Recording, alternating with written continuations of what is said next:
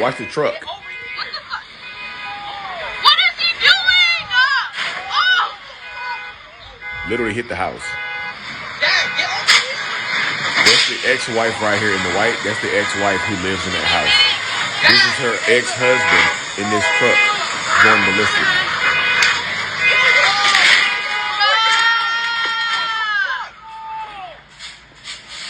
Oh my God. Dad, get over here.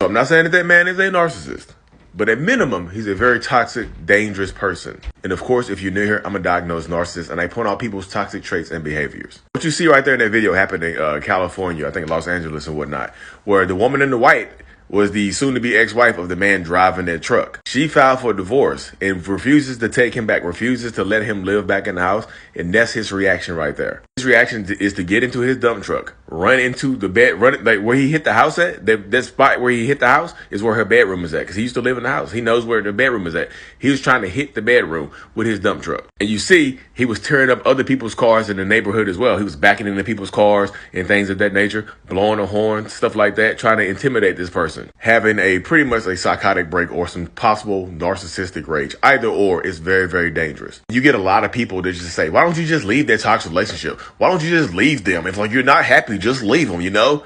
That's why people don't leave. They're scared of reactions like that. And if that woman lives there by herself and the people around her are her neighbors, the neighbor is filming. The neighbor is the one filming the video. She had to move out of the house because she doesn't feel safe. And it took the police 30 minutes to get there. He tore all that stuff up and it took the police 30 minutes to get there to that woman's house. He had time to hit her house with that car, with that dump truck, go back home and come back in another car later on. He came back and did like a little drive-by later on, just looking at them, trying to scare them. Sometimes the most dangerous part of a toxic relationship is the end of it.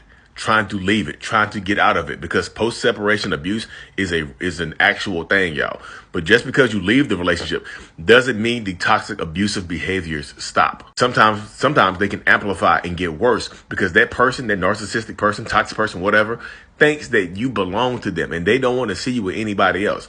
They can go off and be with somebody else. They can try to live happily ever after, but you don't get that right because in their minds, because I've had something with you, because we've loved each other, because we've been together for a certain amount of time, whatever, you belong to me. And the term, if I can't have you, no one will, happens all the time where you try to file for divorce and they'll take your life. They'll take you out of here. Stay safe when you try to leave these relationships. Make a plan and protect yourself, y'all. Hope this helps.